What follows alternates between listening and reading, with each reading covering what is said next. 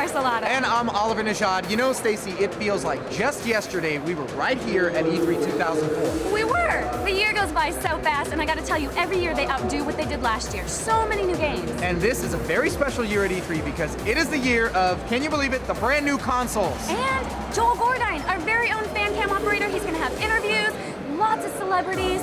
You know, he's also gonna have two, not one, but two cameras strapped to his head, so you gotta check back. He's gonna get in a ton of trouble. Behave yourself, Joel. And that's not it. We've got another surprise for you. While we're out hitting the floor, our own King Kong of audio, he's gonna be voicing stories. Brian, isn't that right? That's right, guys. I'm stuck here in a dark sound booth with no video games. Thanks. Yeah, see what we mean.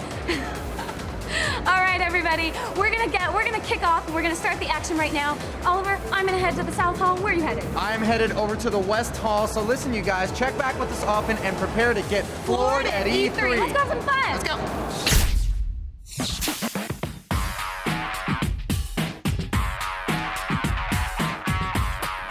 Nintendo, once again, has so much stuff going on, it's hard to put into words. Along with the new GameCube games, they also introduced the Game Boy Micro. Let's take a look at Nintendo's massive booth tour and what it's got in store for gamers. Hot new titles on Nintendo's GameCube roster include Fire Emblem, Mario Baseball, and Geist. Just take a look at how massive Nintendo's booth is. It's really awesome. As if they didn't already have enough amazing things to show off at your booth, the Game Boy Micro. We're gonna take a little sneak peek at playing, but in the meantime, check out some of these faceplates for the Micro. Just to let you guys know, there is no release date yet. They're keeping us waiting.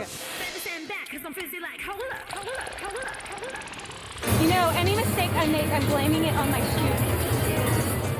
After the Game Boy Micro, the new GameCube games, and my dancing at DDR Mario Mix, I'm simply pooped.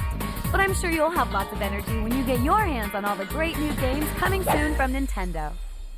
Okay, there's a huge line to get in to get a sneak peek at Zelda. We're cutting, of course, because that's what we do. Come on, follow me. We're gonna see it right now.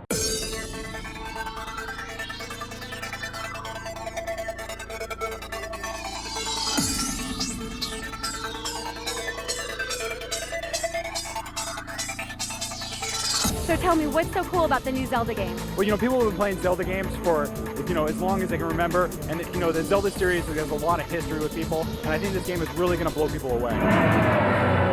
Tell me about some of the storyline. Well, you know, some of the storyline is still secret, but the action is incredible. You know, one of the things I'm going to show you here is actually Link riding on a horse and cutting down enemies. It's really pretty incredible.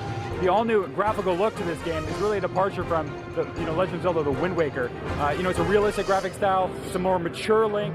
It's got an edgier look to it, and I think fans are really gonna think it's pretty amazing. Look who I bumped into again. He's here to rescue me from this bad, bad man. Oh my God! You're my hero.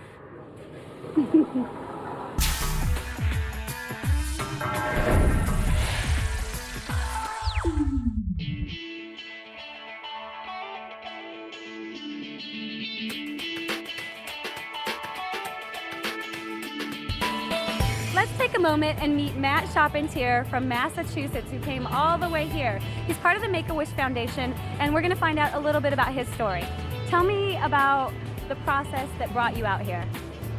Well, I guess it all started when I was in the hospital. I had leukemia and I had to get a bone marrow transplant. I spent all of last summer in the hospital, and it wasn't too fun, but I made it through it, and now I'm in remission, so I was lucky I even got to come here this year. Let's take a moment and meet Matt's family and friends. First up, we have Richard Gaskill. and Mom and Dad. I'm Jerry Charpentier, my wife Ann. tell us a little bit about your guys' E3 experience. It's pretty good, crowded. There was a lot to do. We got a lot of free t-shirts. For the old people, it's overwhelming. Yes. Let's take a minute to meet Cameron from California, Hemet, California. Tell me a little bit about what E3 has been for you this year. It's been amazing. Yesterday I played some games at the Nintendo booth. I got to play the new Zelda, and then I went to go meet Shigeru Miyamoto. Tell me about that. Did you get to talk to him? Oh, lots. We talked for like 40 minutes, and he let me play on his Game Boy, or his GBA Micro. How do they do that? I got leukemia in October of like 2004, 3, and then I was in the hospital for a long time, and then one of the nurses suggested Make-A-Wish, and then they sent in my thing, and then here I am. I knew I wanted to meet Shigeru Miyamoto, and it was just a bonus to get to come to this, because he just happened to be here. Hi, I'm Lonnie. I'm his mom. Bonnie? I'm Roxanne, I'm his sister. I'm Zach. I'm his brother. I'm Paul. I'm his dad. And Roxanne was actually his donor for his bone marrow transplant. Now it's time to meet Mary Dollaher, who is VP of Special Events for E3, and she's got a little special presentation to give to our Make-A-Wish Foundation children. As you'll see, we have some Make-A-Wish families here, and we're delighted to host their visit, and we'd like to give them some gifts from our exhibitors and from E3. Here goes to you. Everybody gets something. And what exactly are they getting? We did some research and found out what they were interested in, whether it was GameCubes or PlayStations and Xbox, and we got some of those for them, and we're happy to give them to them to take home. Fantastic consoles. Enjoy, you guys. Cameron's getting a GameCube.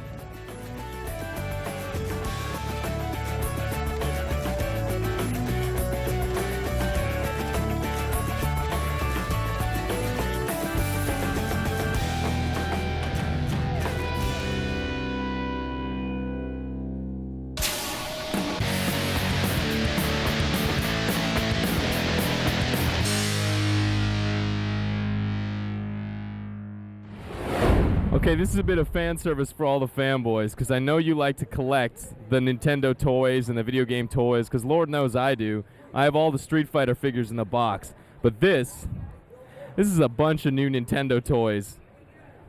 And this is just a quick pan down, because I know everybody loves swag. There's plenty of swag here at E3, but this is pretty great. Come on, you know you want a Donkey Kong, life-size Mario Kart man, maybe Yoshi, maybe a keep it real Nintendo sweatband, some good Nintendo swag, fanboy service, right there.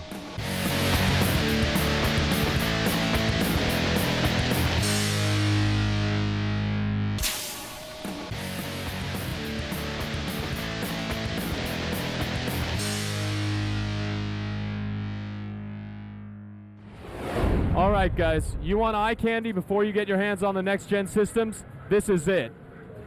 Killer 7 by Capcom. You've read the publications, you've read about it, but seeing it in action is something completely different. It's like a living anime, pretty incredible. Apparently the game functions like this. It looks like a choose-your-own-adventure where you're choosing a path. Your character then proceeds along their path, and they get out there. Now, people have said that maybe it's not going to have the action that they want because the movement is so, it's so static. But from what I see, the game is stylized that it makes it important enough that I think we're all going to want to play it. It's very new, it's very original. These are the types of games we all need to buy if we want the game to start growing. What I love about it is he's switching from a first-person shooter perspective to the third-person action perspective, and then he interacts. It reminds me a lot of an old adventure game style. I actually think that it should work just fine, kind of like an old Sierra game. But the graphics are absolutely stunning. It's just as stylized as Beautiful Joe, another Capcom game. Looks very adult, very hip. Killer 7 for GameCube. Check it out.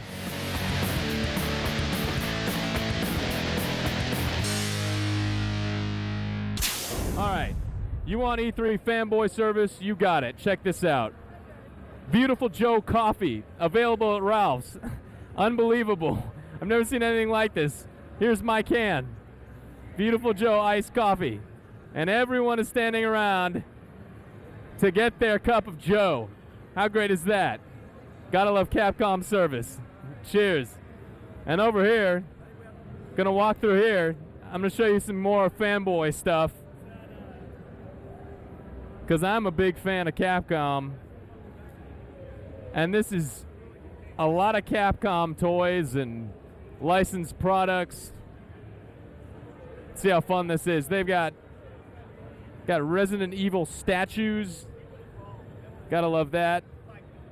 Chun-Li, Sakura, Ghouls and Ghosts. Some of the stuff you can find easily in stores.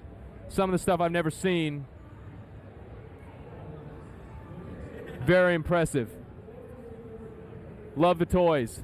Spike TV E3 2005.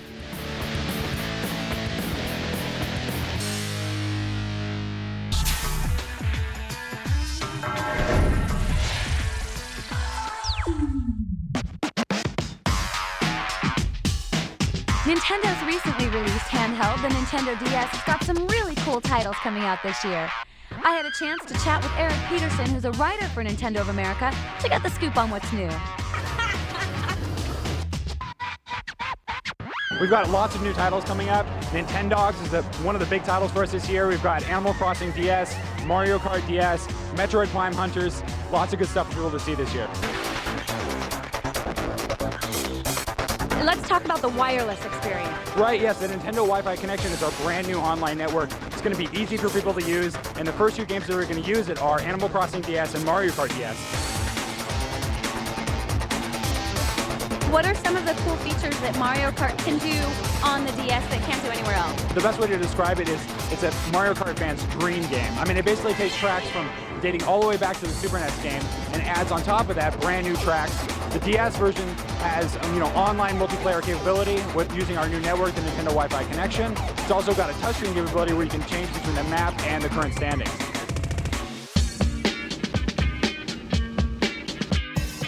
One of the hot titles that everyone is talking about is Nintendogs. Why? Oh, the only way to describe Nintendogs is it's a puppy inside your DS. It thinks like a puppy, it acts like a puppy, you can play with it like a puppy. It's really quite amazing. And that's going to wrap up our look of what's in store for the future of DS.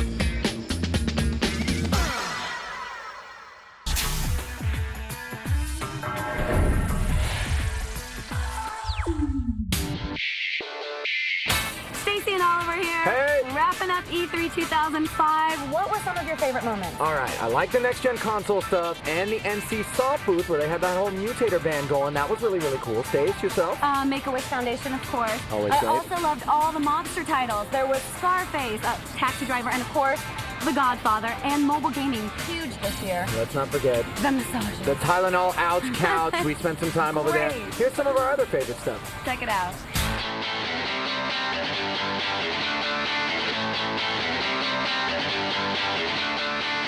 Here at E3, gaming is exhaustive business, and for the first time, IGN is acknowledging that, offering earplugs, Tylenol, and free massages. Ah, it felt so good. Richie, I know you needed that too, brother. Talk to me.